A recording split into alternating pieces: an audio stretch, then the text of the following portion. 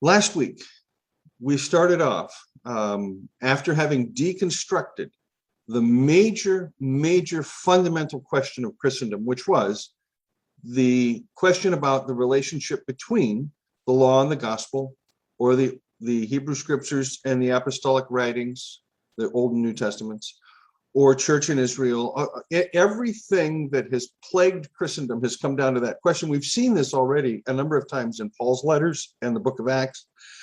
And then in another lecture, I made the case that virtually, not exclusively, but virtually, every book in the New Testament has to take a position in regard to Paul, and that the gospel invites us to take a position with regard to Jesus, but the New Testament is a canon. We have to take a position with regard to Paul. That's really fundamentally what it's about. And so there is a correctness in those who want to say Paul was the founder of Christianity as we know it, and he was in that sense. And sadly, very sadly, the way historical critical scholarship has moved is to differentiate the teaching of Jesus from the teaching of Paul in such a fashion as so that now we have our lovely traditions out there in Christendom that love to either valorize Paul and minimize the teaching of Jesus, like the dispensationalists do, or valorize Jesus and toss Paul out the window as some kind of misogynist, nasty guy. And I've tried to make the case for the last 3 months now that that is not the way to look at this thing. That virtually the entirety of Christendom, going all the way back, as I showed in the lecture on Marcion and Justin Martyr, has framed the question incorrectly. And so for 2,000 years, we have not been able to get the kind of answers that the writers of the fourth gospel or Paul were able to pull off. And so my goal in this unsystematic theological approach is to find that way back to their questions and to their answers, and thus solutions. So last week I suggested that we have to begin our Christological thinking with the early church. That is, and where do we begin? And so we talked about the problem that the book of Acts creates for us. And we noted that no matter where we looked in the New Testament, there seemed to be a fundamental approach to this question of who Jesus was that can be found in the hymnody and liturgical bits and pieces that are in the New Testament itself, that are embedded in the letters and the Gospels and the book of Revelation. Now, in a sense, that lecture should come after today's, because today's talk has to do with that community. Who is this community called church? Who belongs in it? How do you get in it? How do you stay in it? What does it mean to be church? And so you'll recall I laid the groundwork for this in a talk way back in June on the didache, or the teaching that is found within early Christianity that is indeed very diverse, really very, very diverse. And we have to keep this in mind. This is really hugely important.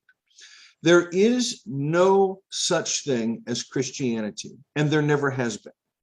There have only been Christianities, even going back to the early church. We see that already in the book of Acts, there are Greek-speaking, Septuagint reading Christians from Cyrenaica and Crete and other places around the Mediterranean that will create tremendous problems for the kind of conservative halakhic reading given by the James-Peter tradition in Jerusalem.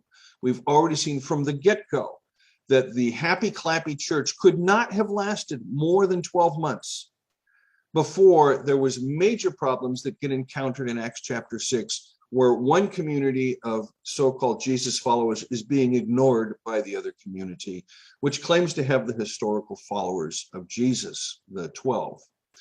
I also made a case that it was that community, the community of the followers of Jesus, that gummed it up. And I'm going to give you some further evidence for that today. And that it is in fact persons like Paul who have an encounter with the risen Christ that understand what's happening. And that's also going to be, as we bleed now, and as I look down the road into October and we talk about the historical Jesus, you're going to find out why I both entirely reject the program of the so-called historical Jesus and at the same time work with it, because there are very important things that go on in historical Jesus research, really, really important things. But the larger frame, the larger questions that get asked miss often the kinds of directions or trajectories that the apostolic writings are moving in. And again, I think it's very, very important when we come to the biblical text not to allow our questions to dominate.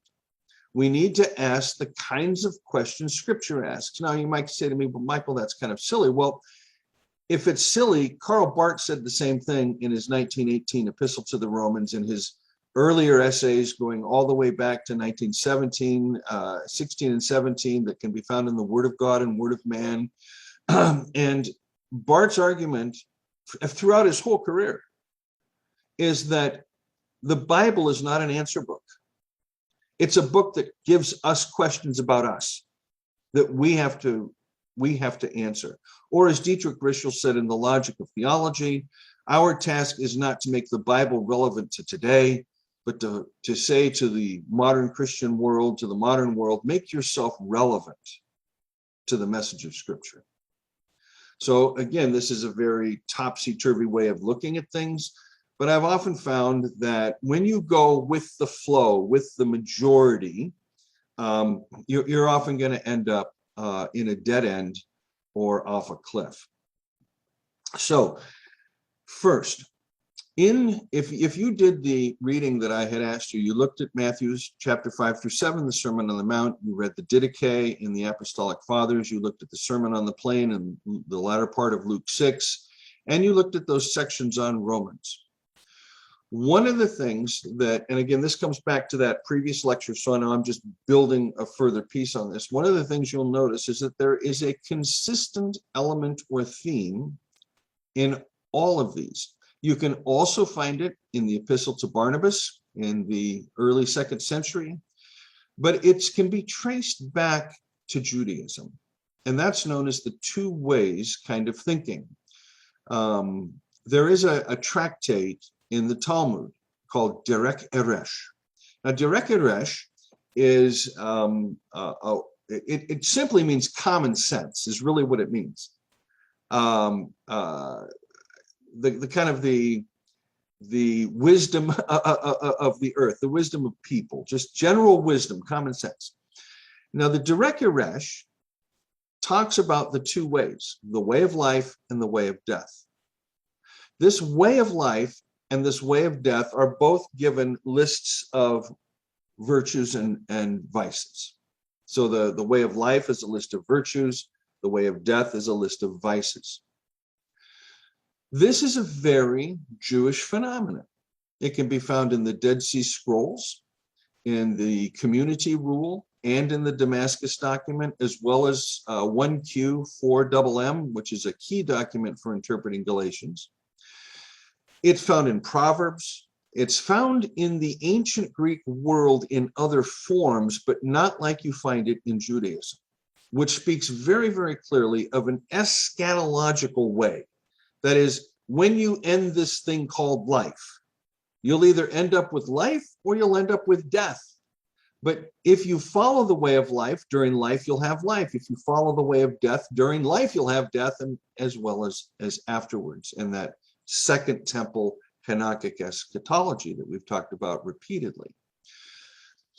The two ways, the way of life and the way of death, may feel a little bit like holiness codes. And in order to understand this business of the Didache, that is the teaching, not the document itself, but just the teaching in the early church, what is it that the early church taught? I need to take you to a map of the Mediterranean. So I'm going to do a screen share for a moment. And I am going to take you to this map. Can you all see this map? Okay. Now, here's Jerusalem. Yeah, and I have my little cursor next to it. There was a book that came out in 1924, classic, iconic text these days that established the primacy of the two document theory for the Synoptic Gospels, that Mark and Q were the two major sources, and that's B.F. Streeter's The Four Gospels, a study of origins. But before he gets into that, he spends the first half of the book talking about Greek manuscripts. Now, this is a bit of a rabbit trail, but I'm going to ask you to follow me on this because I want to show you something about geography and how geography comes into play with our larger question of the relationship between law and gospel. So Christianity begins here in Jewish Palestine. This we know. Now, when you move around the Mediterranean this way, you have these major centers. You have Jerusalem, you have Antioch, okay? You can move over here to Ephesus, on into Athens in Greece, up to Rome, down in North Africa to Carthage, and then back over here to Alexandria. Now, here's what Streeter noted. Let's say text A, a text of the Gospel of Mark, for example, let's just pretend it's composed here in Jerusalem, which it's not, but pretend it is. Now, when this manuscript gets carried to Alexandria, it's going to be copied, and there will be minor changes made in the manuscripts here. And when it goes up to Antioch here, there will be minor changes made here. But when this Gospel of Mark goes to the next major geographical center over here in, say, Asia Minor, the changes here are going to get multiplied. And then by the time it moves to Corinth, multiplied even more. The same when you go this way. So the Jerusalem-Alexandria axis is going to have fewer additions or corrections to the text, but then it shifts over here to North Africa, where more are made, and then up to Rome. The reason this is important is because when you look at ancient Greek manuscripts, it's not just simply about saying we have X number of manuscripts that do certain things. It's about being able to describe family systems in the larger textual tradition. The same thing is also true with regard to this business of Didache. Now, I'm going to follow a suggestion made by Aaron Milovich. This is going to make some of you just sick. You know how short the Didache is in the Apostolic Fathers. The last couple of chapters are added on later. They're not authentic, but the first dozen chapters are authentic. It's a very short book. Can you imagine a 1,000-page commentary on those 15 chapters? But this book by Aaron Milovich, he's a Canadian writer, is absolutely phenomenal on the Didache, and he suggests that we translate the term Didache as apprenticeship. I had made a corollary argument in the Jesus-driven life when I noted T.W. Manson's suggestion that the term mathetes, or disciple in Greek, has an underlying Aramaic term shaliah, which means apprentice, and that Jesus chose that term intentionally rather than talmid, which means a student or a pupil. That is, for Jesus, discipleship had, I'm not going to say nothing to do with, but its emphasis was certainly not on the book learning part. It was on the practice, the learning the skills. That's what Jesus' Didache was. He was teaching skills. Relational skills, skills related to our relationship with God and our relationship with one another. So I need you to hold on to this map in your head because I'm going to go back off of screen sharing for a minute. But when I start talking about Judaism and the diaspora, one of the things I'm going to observe is that while there are synagogues all through this area here, all through it in Asia Minor, the rather extraordinarily large Jewish populations, 500,000 in Alexandria, another 500,000 in Cyrene, a large Jewish community in Rome. But Philippi, there's no synagogues. There's no Jews. It's a colony established for former Roman soldiers. And it's little wonder that when you come to Philippians, there's no references to the Jewish scriptures at all. Because these are not Septuagint reading people. These are not proselytes. These are not God-fearers. These are people that are coming to know Jesus apart from that entire textual tradition. So keep this in mind as we look here. This is where your large Jewish populations are going to be, your largest ones. And you'll have smaller ones. You'll have a smaller one in Antioch. You'll have a smaller one made especially of priests who are retired in Ephesus. A smaller one even yet in Corinth. And by the way, if you go to the museum in Corinth, you're not supposed to, but you can actually reach up and touch a piece of the lintel that was found from the synagogue there. And of course, there are multiple synagogues here, but the large 500,000 sized populations are here. I don't know how many of you are aware of this, but if this map went further south, there is a temple that was built in Egypt for the Jews in Egypt to go to, so they didn't have to go all the way to Jerusalem.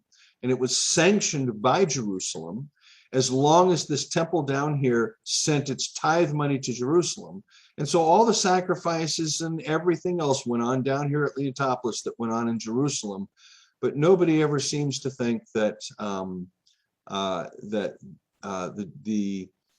when you read your New Testament scholars, they act and think as though the only temple that mattered was the one in Jerusalem.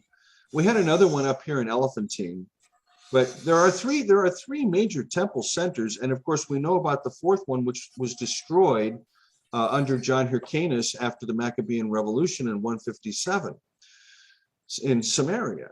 So keep this map in mind, because geography is going to play kind of a key role in what we're discussing. Now, I need you to think about this. You have in Matthew's Sermon on the Mount, in the Didache, in Luke chapter 6, in the Epistle to Barnabas, in that small section in Romans 12, you have a consistent Didache. That is, there are things that are repetitive in all of this early Christian instruction. And there are primarily two things that are found everywhere in all Christian teaching until the 3rd century. The first, and this is one of the marvels for me about the beauty of the actual document called the Didache, is that it opens up with the love command. And we all know how popular it is today to talk about the love command. Love the Lord your God with all your heart, soul, mind, and resources, and love the Lord, love your neighbor as yourself. We just love talking about this, and preachers preach about it, and Christians don't live it. And the reason they don't live it is because there is an important other side of the coin to that is found across the board unanimously in early Christianity. And that's the commitment to nonviolence, the commitment to non-retaliation, the commitment to bless, not to curse, the commitment to pray for those who persecute us, not to seek revenge. This was a fundamental element in early Christianity, this business of learning to love and learning how to live in relationships apart from retaliation and in terms of forgiveness. I cannot overstress this, because you will not find in early Christian literature anywhere, somebody saying, yeah, it's okay to kill. Yeah, it's okay to go to war. Yeah, it's okay not to love the Berbers. Yeah, it's okay not to love the barbarians. Yeah, it's okay. You don't find that in Christian literature. It's not there. And it's these two pieces that form the fundamental backbone of the Jesus apprenticeship. That is, when he invites us to take this yoke upon ourselves with him, you know, how oxen are yoked together, we are learning to live into a pattern of life. Okay? Now, one of the things that's fascinating here is that when you read the book of Acts, you are often left with the impression that the apostles come, people get converted, they get baptized, a church is formed, and then things happen from there. You don't have any idea of how this community is formed, what they're formed around. There's none of that. That is, what's missing is the didache, the apprenticeship, okay? We're going to use a term here that's going to be from much later. This is going to come from at least around the late second, early third century. And that's the term catechumenate. Some of you are familiar with a catechumen as a person who's being apprenticed in a program of learning the Christian life. A catechumenate is the institution itself. The catechesis is the actual substance of the teaching.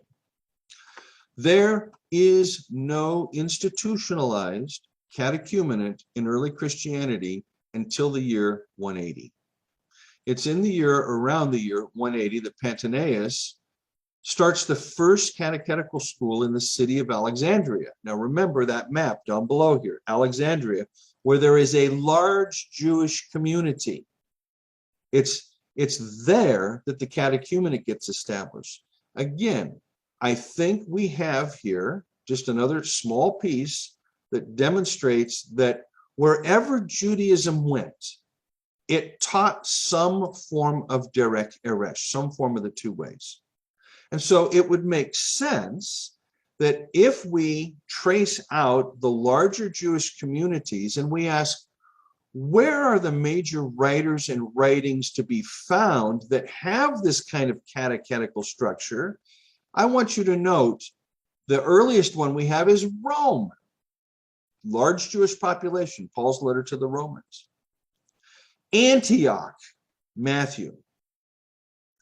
Luke, I believe, is going to be using or abridging or editing or redacting Matthew's gospel. I follow that Griesbach hypothesis. I'll be giving you a supplementary lecture at the end of this month on the synoptic problem and my approach to it. But Luke still includes that small catechetical section in Luke chapter 6. And then the Didache, of course, written in or around Antioch in Syria. The Epistle of Barnabas from Rome, okay? And then when you ask the question, where do all the later catechetical schools develop? They develop in North Africa. Alexandria, Carthage, Cyrene, and then in the 5th century, we have Augustine from Hippo writing about the catechumenate. So the catechumenate comes from this larger southern part of the Mediterranean, but the Pauline, Johannine traditions, which are in Asia Minor, you don't really have a formal catechumenate or discipleship process. Okay, you with me on this so far? Because this is going to be part of the problem we have to solve. Why is it that when you look at the Johannine Gospel and the epistles, you have almost nothing by way of what's to be found in the apprenticeship or didache tradition, this two-ways tradition? You don't seem to have any of that in the Gospel of John. Even if you do have what appears to be a dualism, you can follow the light or you can follow the darkness, but you do not have that actual content with regard to love the Lord your God, love your neighbors yourself, nor do you have sayings about nonviolence in the Gospel of John. You with me on this? Okay. When it comes to this didache or two-ways tradition, because it is so influenced in the 2nd century by these large Jewish Christian communities and the influence of these of Judaism on Christianity in North Africa, it is little wonder that by the time we get to the end of the 2nd century, when the lawyer Tertullian, who comes from Carthage, North Africa, comes on the scene, for Tertullian, this apprenticeship practice becomes the new law. You with me on this? This is important. That is, it's the law that replaces the law of Moses. Okay. Now I'm going to invite you to take if you do bibliography work, you like to read books. I'm going to turn you on to a couple here. The first is Early Libyan Christianity by Tom Oden. And Tom runs an institute dedicated to archaeological and textual research related to the phenomenon of North African Christianity. You can read 100 textbooks on the early church, and they will barely mention the influence of North African Christianity. They focus on Rome. They focus on Rome or Jerusalem, and that's it. You might find a little bit on Ephesus. I have a great big fat 1,300-page book on the history of Christianity in Ephesus. But what becomes really key here is that even though Paul, I forget Paul's last name, that wrote the big fat book on Ephesus, I'd have to go get it. Even though Ephesus, where the Johannine community was, and where Paul certainly resided for 2 years, it's very important to note that when you come to Eusebius's church history just a few hundred years later, where does Eusebius have lists of bishops succeeding bishops going all the way back to the apostles? It is primarily in those areas where there is this Jewish influence. So Rome, Jerusalem, Antioch, North Africa, they all have these lists of bishops. But Ephesus, no mention. None at all. It's like the Ephesian church just drops out of sight. Now, did the Ephesian church drop out of sight because they had no didache? Or could it be that one of the things that helped to create what you and I would call imperial Christianity is because the didache, this apprenticeship model, had become, by the end of the 2nd century, beginning of the 3rd, already a new legalism, a new form of law. So there's a marvelous book, I brought here it is, marvelous book on Understanding the Sermon on the Mount by Harvey MacArthur. This is an older book, 1962. There's an update of it by Warren Kissinger, who's written a nice, that's probably 10 or 12 years old, Kissinger's book is, on the history of the interpretation of the Sermon on the Mount. But what MacArthur is able to show is that what we have in this, as you move to the end and beginning of the 3rd century, so around the year 200, is a radical shift in thinking about this business of apprenticeship. It becomes now law, and it's the difference between taking on a teacher or an instructor and having a boss. A teacher or an instructor, say you're going to learn piano or karate, you have a mentor. And that relationship is personal. And the mentor both lives and practices what that mentor teaches. And you learn by observing and practicing with. So if you want to become a carpenter, you apprentice yourself to a carpenter. You want to become a baker, you apprentice yourself to a baker. And you learn the skills step by step by step by step until you become a master baker or a master carpenter or a master karate expert, whatever they're, black belts, whatever it is. That relationship, which is very, very fundamental in this early didache process in the early church, at least for the communities that would have been behind the composition of the actual text document, the Didache, in Antioch, remember up here in Syria, these communities would have used mentors. But by the time we get to the end of the 2nd century, that mentoring process has almost ceased because of the numbers of people coming into the Christian community. That is, Christianity is becoming a successful religion in the ancient Roman Empire by the end of the 2nd century. And there are now going to be three classes of people that can come and participate in this business of Christianity. There are the listeners, that is, those who come and participate in the instruction. There are the novitiates, that is, those who have moved from just participating in instruction to being mentored so that they can join the community.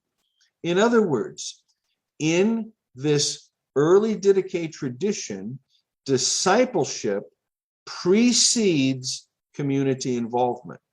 And in fact, if you were to read Hippolytus, the Pope of Rome, the Bishop of Rome, in the late 2nd century, you'll find there, and in Justin Martyr as well, that in order to be admitted to the community, you had to have witnesses, that is, mentors and others, who had been watching your lifestyle for a minimum of 1 year, and often up to 3 years, before you could be baptized and thus allowed to participate in the Eucharist.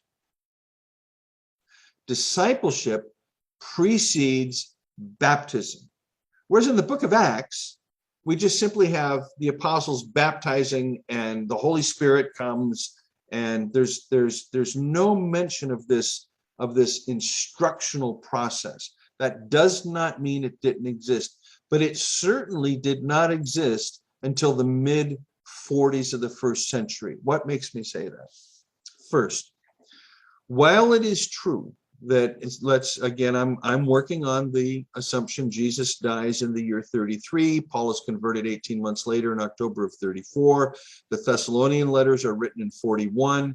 In the Thessalonian letters, when Paul is writing to the Thessalonians in 41, he's still under the spell of the Jewish James Peter tradition.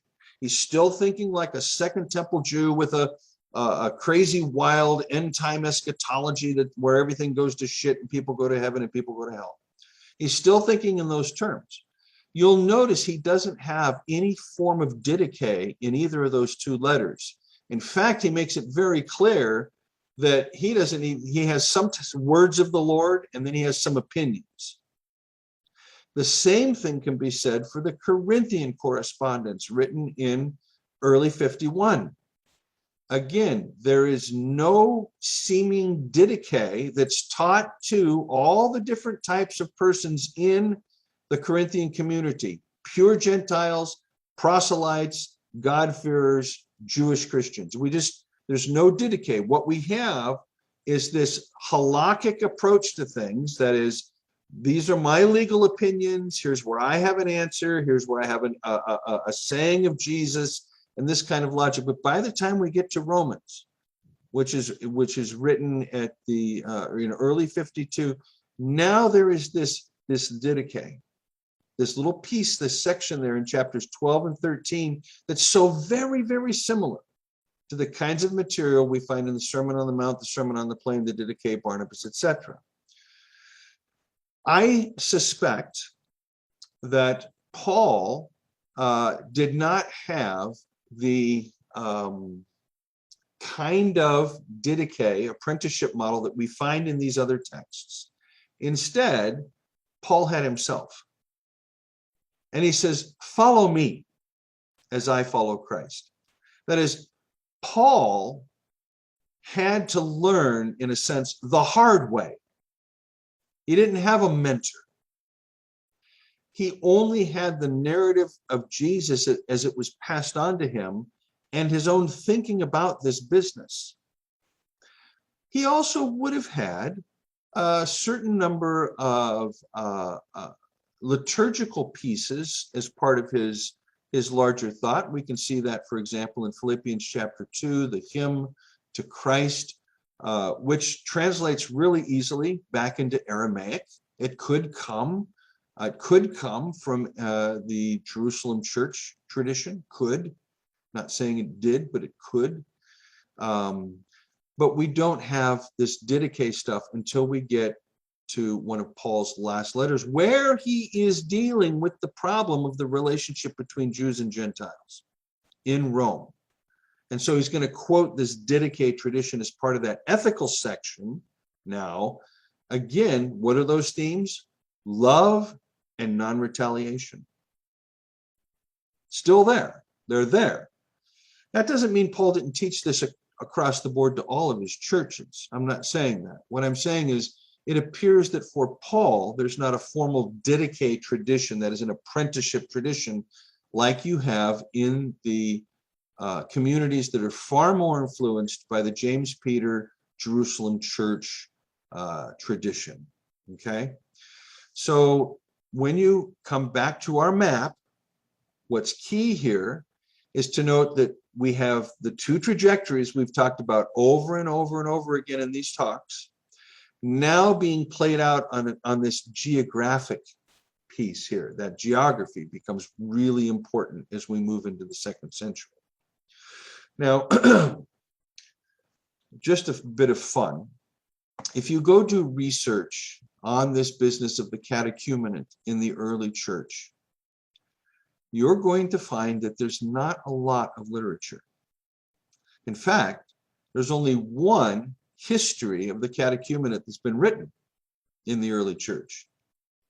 And I thought about recommending it to you. It's a translation of Michel Dujanvier's A History of the Catechumenate. You see it's a little 130-page paperback, right? You can see the price tag is still on this book. So I went on Amazon because I was going to recommend it to you. Amazon wants to charge you $78 for this book. I paid $3.75 way back in the day. So I would love to recommend this book to you. I tried to find it online as a free PDF. I can't find it. It's the only actual history written. That is, there's a lot of scholarly work yet to be done in this business of these models of apprenticeship and how to understand them in the early church from the book of Acts to the end of the 2nd century, when the catechumenate is now an institution. And in order to become a member of the community, you have to start going through the hoops before you can participate in the community. That's all going to change 100 years later, slightly more than 100 years later, after Constantine becomes emperor. And at that point, Christianity becomes the imperial religion. And now, if there is a church in your area or a parish, you're automatically a Christian. And so by the time we get, of course, to the end of the Holy Roman Empire and in Europe, to be born in Denmark, you're born a Christian. To be born in Germany, you're born a Christian. You're automatically, just because you're born there.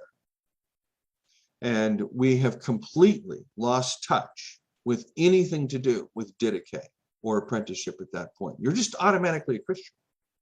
And that's why you get baptized into the state church and you just can carry on with your life as though Jesus didn't matter. And this is one of the problems when you look at the history of Christianity in Europe in the post-Reformation period. One of the things you will find are any number of types of persons, particularly amongst the Lutheran pietists, that rail against this heady doctrinaire approach to Christianity the same way that someone would have done in the 1st century. That is, the 1st century Christians did not do theology like we do today 2,000 years later. They didn't have to undo 2,000 years of Plato's influence. We do. Plato is in our heads far more than the gospel. We read the gospel through Plato's and Aristotle's lenses. The whole history of philosophy is an attempt to grapple with this, both as a problem and sometimes as a solution, according to some. But the end of philosophy at the end of the 20th century, under the influence of some like Jacques Derrida and Deleuze and others, has to do primarily with a rejection of this entire metaphysical approach. And that's why I think we are now coming to a time when Christianity can get back to its more authentic Jewish frame, not the Second Temple Hanukkah eschatological frame, which dominates the horizon of the New Testament, but rather the more proto-rabbinical wisdom tradition frame that we find, for example, in Rabbi Hillel, Rabbi Yohan ben Zakkai, and others of that first century BC, first century period.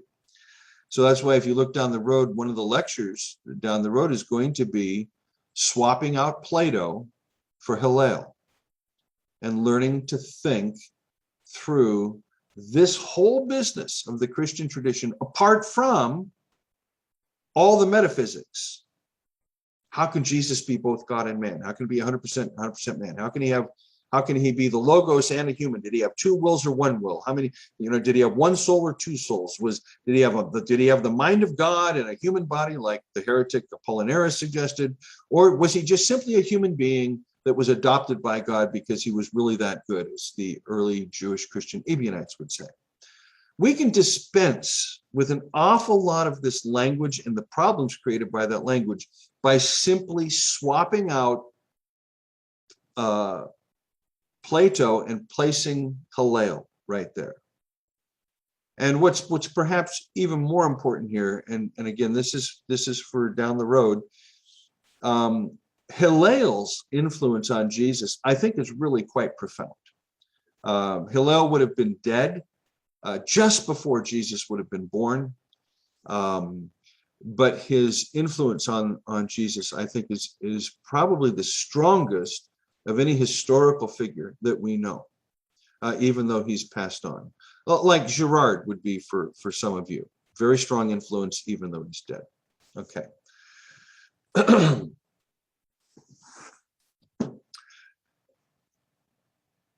The point to observe here, twofold. One, this apprenticeship model works well when there's a mentor. Remove the mentor, and you've turned the apprenticeship model into a new law, a boss. That where you have a text that says, turn the other cheek. And you've got to sit and sort out what that means for yourself. Rather than having someone who's actually turned the other cheek time and again, share with you what's going to be happening inside of you as you do this. Being able to walk with you through it. What does it mean to pray for those who persecute you? How do you do that? You have to have a mentor. You have to have someone there that can walk you through that, can talk you through that. But once you eliminate the mentor, you just simply have a law, a text that says do these things and don't do these things. And it's that shift that takes place in North Africa that has created all of the problems for reading and interpreting this Didache tradition, which is why when Harvey MacArthur gives you 12 different ways that you can basically summarize the interpretation of the Sermon on the Mount for the last 2,000 years, you can slot any of these interpretations into one of these 12 ways of thinking, mostly. What you see in almost every case is the problem of this Sermon on the Mount, this Didache, being perceived apart from a mentoring process. Bring the mentor back into the equation, and the entire thing changes. And I think this is what Paul intuitively understood as he uses this language of mimesis, which is equivalent to the language of discipleship found in this Didache tradition. He says, follow me as I follow Christ. He himself is this apostolic mentor whose life is to be imitated as he's imitating Jesus. I think it's really important. I think Paul was smart. He didn't say, follow me because I follow Christ. He didn't say, follow me, period. He said, follow me as, in the same way I follow Jesus. That is apprenticeship. You with me? Okay. So when we think about revisiting this whole, again, this another piece of this problem of law and gospel, and we are tracing the problems way back, not just into the first century, but especially in the second century. The second century, for my money, is the one century that doesn't get studied very much. You can go to seminary and take a 4-year course, and you might spend a day reading a little bit of Justin's Apologies. You might read a little Irenaeus against the Gnostics. If you're really clever, you've read Melito of Sardis's Paschal sermon, you know. But other than that, there's very, very little work done. 99.99% of your clergy have no idea. 90% of your New Testament scholars are clueless about the second century and what really was going on. Steve, you'll remember the time that you immersed yourself in the second century some years back when we were doing that reading program. And I remember at the time you said how everything changed for you after you did that deep dive. There's probably no more important century in the early church, in the history of Christendom, really, than the second century, because that's when the problems that were introduced in the first century and the conflict between the Jerusalem church and Paul, that's when those problems were magnified and all the false solutions were found. It's our task now to get back to this business of discipleship, but in order to do so, we have to start by developing mentors. We have to develop persons who practice this day in and day out. It is a skill set. So I'm going to share my screen again, and I want to read with you together a piece from an essay by George Sitzer in a volume.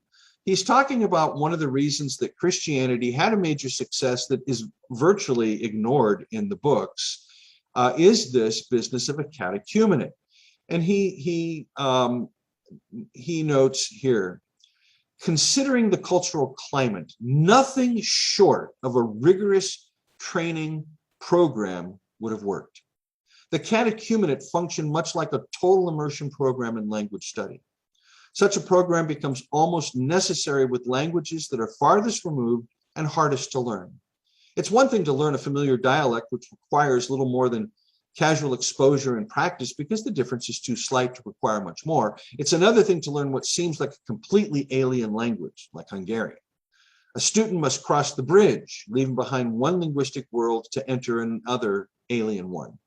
The difference between the two is so great that nothing less than complete immersion will do. This is going to be the key if there's going to be a healthy Christianity after the collapse that's going to take place this next decade. If there's going to be a healthy Christianity, it is because people like you and I today are taking very, very seriously this business of learning how to practice to love the Lord our God with all our hearts, all our minds, all our resources. The Aramaic term underlying, we say all our strength. The Aramaic term is resources. If we are to learn to love the neighbor as ourselves, if we are to learn to love the enemy, to bless those that persecute us, it means we're going to be persecuted. You can't bless a persecutor until they persecute you. You can't pray for an enemy until you've made one. You with me on this? And it's going to be those of us that are practicing these skill sets that will be able to walk others through that, so that the life that they will learn to live in the community, that community we discussed last week, we're going to discuss again next week and the following week, that community is a community that practices these things together. So in the community, there is forgiveness of sin, abundant forgiveness of sin. But one of the things that we will see is that, again, in the second century, the early church came to believe that baptism washed away all your previous sins. And so that's why you did the mentorship process. You changed your life. You changed it all around so that it looked like Jesus, so that when you got baptized, all your sins were forgiven. And from that point on, you didn't sin, because if you did, you were screwed. And this is a major, major problem in early Christianity in the 3rd century. What do we do with people who sin after baptism? So again, when you make these false theological moves, like baptism erases all your past sins, but nothing going forward, or we are going to turn this apprenticeship program simply into a legalistic text that we give to all the companies, like critical race theory. Everybody's got to teach this now. You know, if you want to be accepted and you want your goods and services bought, you all got to be diversity training, blah, blah, blah, blah, blah, all this nonsense, you know, I can't stand. It's the same phenomenon. It's the same thing in the church today. When you go to a modern American church, if they use the word discipleship, it's been completely co-opted and corrupted and means nothing more than, here's our list of rules, here's our do's and don'ts. Just follow them. But there's no one there to walk you through, to pick you up when you fall, to help heal a wound when you are wounded. That doesn't exist in modern Christendom. That's why the church, as Jack H.S. Kent said, is at the end of the line. That's why I say that Christianity, the Protestant experiment, I should say, the Protestant experiment is dead. It's completely dead. Now, whether Jesus chooses to raise any portion of it up from the grave, that's his business.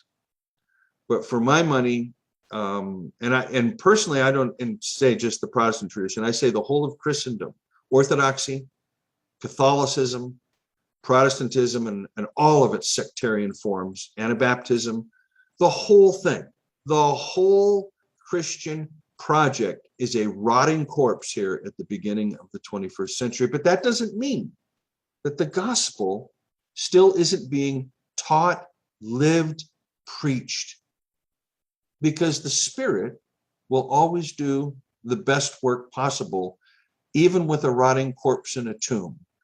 The voice of God can say, come forth, and it does. I can't figure out how to turn this off now. Stop it.